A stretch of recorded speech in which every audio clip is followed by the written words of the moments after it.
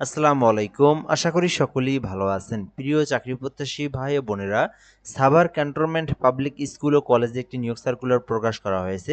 যেটি হচ্ছে সাভার সেনানিবাসে ঢাকার এই নিয়োগ সার্কুলারটি প্রকাশ করা হয়েছে। তো এখানে বেশ কয়েকটি পদের সংখ্যা রয়েছে। এখানে আবেদনের জন্য শুধুমাত্র অষ্টম শ্রেণী এইচএসসি পাশে অনার্স পাশেও আবেদন করতে পারবেন।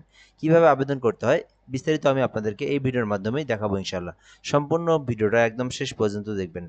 গুরুত্বপূর্ণ আরেকটি বিষয় বলে রাখি, যারা ভিডিওটা আমাদের ফেসবুক অথবা ইউটিউবের মাধ্যমে দেখতেছেন, যারা ফেসবুকের মাধ্যমে দেখতেছেন পেজটি ফলো করে রাখবেন, আর ইউটিউবের মাধ্যমে দেখলে অবশ্যই চ্যানেলটি সাবস্ক্রাইব করে আমাদের সঙ্গে যুক্ত থাকবেন। সকল নিয়োগ সার্কুলার আপনি আমাদের মাধ্যমে জেনে নিতে পারবেন। এখানে বলা হয়েছে, এ প্রতিষ্ঠানের নিম্নলিখিত পদসমূহে আগ্রহী প্রার্থীদের নিম্ন বর্ণিত শর্ত অনুযায়ী অনলাইনে দরখাস্তের জন্য আহ্বান করা যাচ্ছে। তো যারা সাভার ক্যান্টনমেন্ট পাবলিক স্কুল ও কলেজে আবেদন করতে চান করতে পারেন। এখানে প্রথমত পদের নাম বলা হয়েছে সহকারী শিক্ষক খণ্ডকালীন নিয়োগ দেওয়া হবে। মোট ৩টি পদ রয়েছে। তো আবেদন করতে চাইলে করতে পারেন। যদি আপনি এই সার্কুলারের পরীক্ষা দিয়ে উত্তীর্ণ হতে পারেন, সেক্ষেত্রে আপনার বেতন হবে নির্ধারিত বেতন ১৬,০০০ টাকা। এখানে বেতনের পাশাপাশি শিক্ষাগত যোগ্যতার কথাটাও বলা রয়েছে। বলা হয়েছে যে স্নাতক সম্মানসহ স্নাতকোত্তর ডিগ্রি থাকতে হবে। অর্থাৎ সহকারী শিক্ষক খণ্ডকালীন এই পদে অ্যাপ্লিকেশন করতে চাইলে আপনাকে মাস্টার্স পর্যন্ত কমপ্লিট করা থাকতে হবে। এখানে বলা হয়েছে বাংলা, ইংরেজি, গণিত বিষয়ে প্রাথমিক শাখায় পাঠদানে পারদর্শী।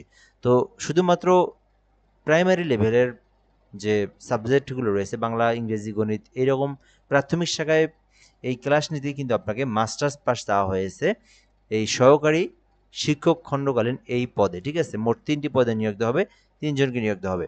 এছাড়াও রয়েছে ল্যাব সহকারী, যেখানে জীববিজ্ঞান বায়োলজি নিয়োগ দেওয়া হবে একটি পদে। ১৮তম গ্রেডে নিয়োগ দেওয়া হয়েছে। উচ্চ মাধ্যমিক থাকতে হবে বিজ্ঞান বিভাগে সমমান ডিগ্রি। যারা এইচএসসি পাস করেছেন তারা কিন্তু ল্যাব সহকারী পদে আবেদন করতে পারবেন। ১৮ গ্রেডে নিয়োগ দেওয়া হয়েছে।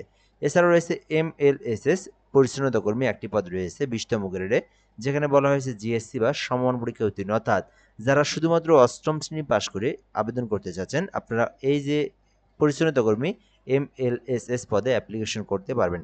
তো এই নিয়োগ সার্কুলারে আপনার যে শিক্ষাগত যোগ্যতা রয়েছে, সেই শিক্ষাগত যোগ্যতা অনুযায়ী যে পদে ইচ্ছা সে পদে অ্যাপ্লিকেশন করতে পারবেন। অ্যাপ্লিকেশন করতে কিছু গুরুত্বপূর্ণ বিষয় আপনাদেরকে দেখে নেওয়া যাক। এখানে বলা হয়েছে যে ১৫ জুলাই ২০২৬ তারিখ পর্যন্ত আবেদনটি করতে পারবেন। ঠিক আছে? অর্থাৎ এই যে চলমান জুলাই মাস, এই জুলাই মাসের এখানে বলা হয়েছে জুলাই ২০২৬ তারিখ হচ্ছে ৩০শে জুলাই। ও আচ্ছা। এই আবেদনটি আপনারা ৩০শে জুলাই পর্যন্ত করতে পারবেন। মানে ১৫ তারিখ থেকে আবেদনটা শুরু হবে। ৩০ তারিখ পর্যন্ত আবেদনটা করতে পারবেন। তার মানে এখনো আবেদন শুরু হয়নি। আরো ২ দিন পরে আবেদন শুরু হবে। ঠিক আছে? ভালো করে মাথায় রাখবেন। ১৫ জুলাই থেকে ৩০ জুলাই পর্যন্ত আবেদনটি করা যাবে। আবেদনের নিয়মাবলী দেওয়া রয়েছে এখানে। অনলাইনের মাধ্যমে আবেদন করতে হবে। সকল প্রার্থীরা ছেলে-মেয়ে উভয়ে আবেদন করতে পারবেন এবং আবেদনের জন্য এসসিপিএসসি এডুবিডি, ঠিক আছে?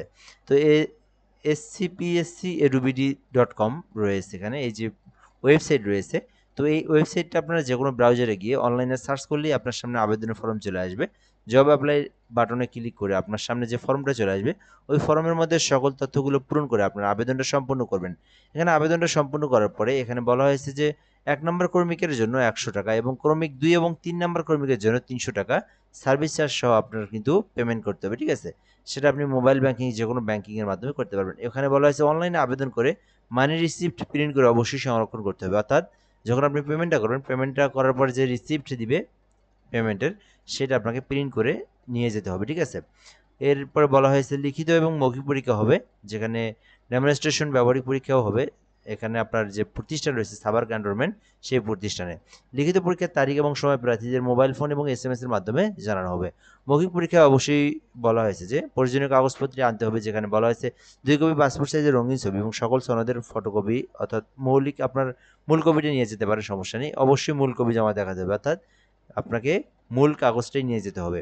এখানে বলা হয়েছে ৩৫ বছর পর্যন্ত ১ নম্বর কর্মীকে ৩৫ বছর এবং ২ এবং ৩ নম্বর কর্মীকে ৩২ বছর পর্যন্ত আবেদন করতে পারবেন। পরীক্ষায় অংশগ্রহণের জন্য কোনো প্রকার টিএ দেওয়া হবে না। তো আশা করি আপনারা বুঝতে পেরেছেন, যারা আবেদন করতে চাচ্ছেন Savar cantonment public school and কলেজে তারা আবেদনটা করতে পারেন। ভিডিওটা পর্যন্তই। ধন্যবাদ। ভালো থাকবেন। আসসালামু আলাইকুম।